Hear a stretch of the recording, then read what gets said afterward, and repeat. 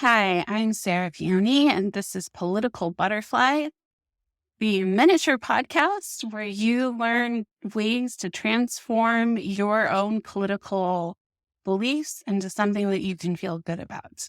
I have been a progressive liberal for the past 8 or so years. But I was raised evangelical Christian, and I was very committed to my beliefs and belief system that I was raised in, to the point that it eventually led me away, being politically conservative. So I've had an interesting journey. I have gone all the way from marching and pro-life rallies as a kid to voting for George W. Bush to finding myself in white supremacist Christian militia. So I've been through a lot of iteration, and I've always found politics to be interesting.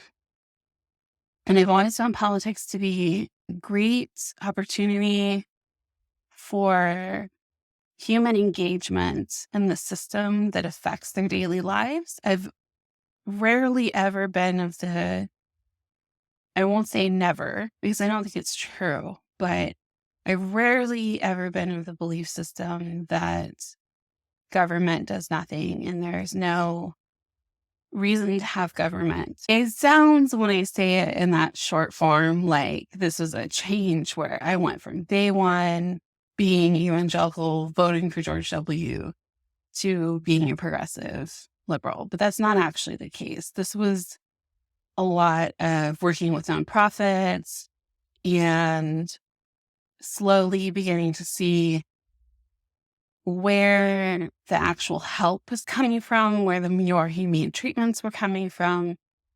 I do not believe that we should all believe the same things or that we should all vote the same ways. However, that gets me to 2024. So in 2016, a lot of my more squeamish conservative friends voted third party. And this is not a year you want to do that. And I'm going to tell you why.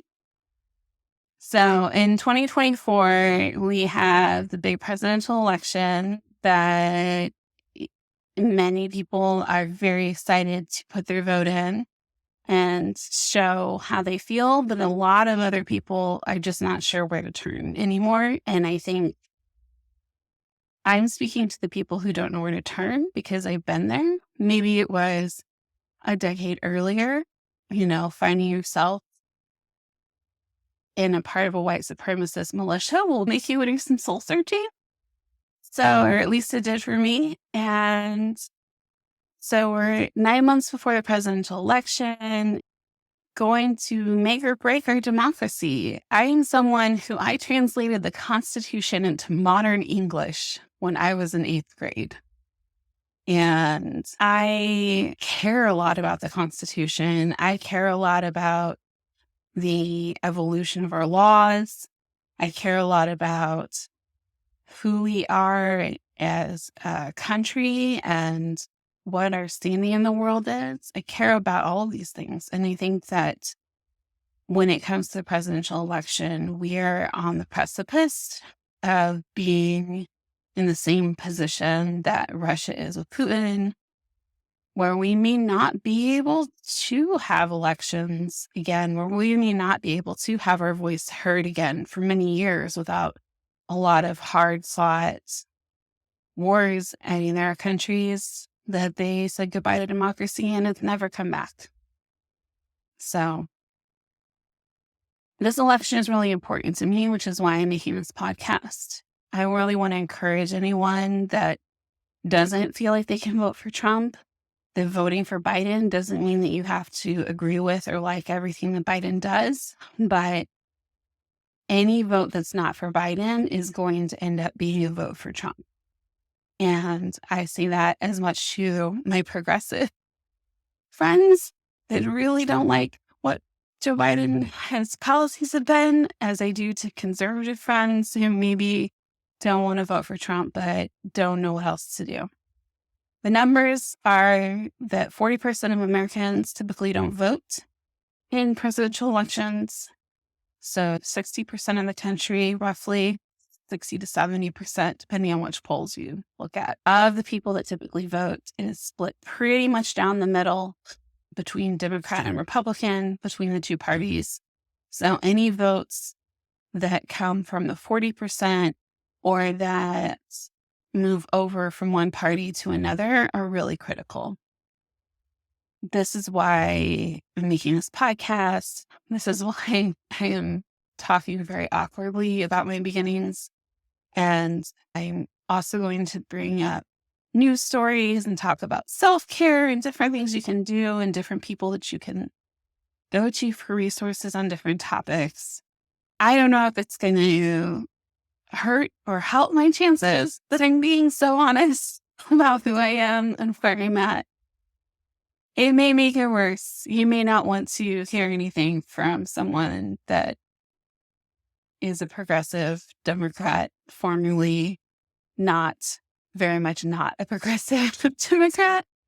I hope that you hear me as a human being who has just gone through a lot of change in their life and navigated a lot of political turmoil, both internally in myself and externally. And I hope to share those stories to help encourage you and help you be able to think for yourself and make the choices that are less about pressure and more about where we're at in this critical timeline. So that is what this is all about. Something happened in today's news that I think is really important to talk about, and that is the resignation of Claudia Gay, the president of Harvard University. I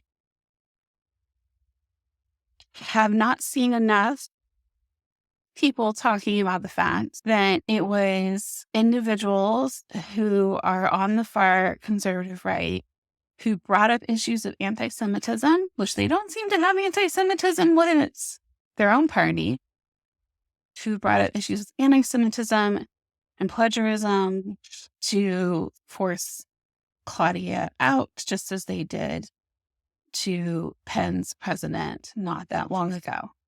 I am disheartened. I am full on disheartened. Well, the reason I'm disheartened is it is such a classic abuser move to do this. And we should be better at recognizing this by now. We've watched this happen in the state of Florida. They said, I will try to cite my sources as much as possible as I find the information. Calls about critical race theory had come from 11 people. That doesn't mean that more people aren't concerned about it, but it does mean that we need to be really conscientious as institutions and individuals of checking and rechecking your sources. That is why, as much as possible, I will try to cite the sources that I'm using. I've seen the election stats in a few places, but I will try to put those in the description. Like, we need to be really careful that we test the source and that we not get bullied and put into a position where we allow Republicans and far-right conservatives to make this a zero-sum game all the time everywhere. Republicans have the capitalism game down, and they know how to use boards and they know how to create pressure and do those things. And they learn from these experiences, and we can't allow them that kind of power because it will always be abused for now.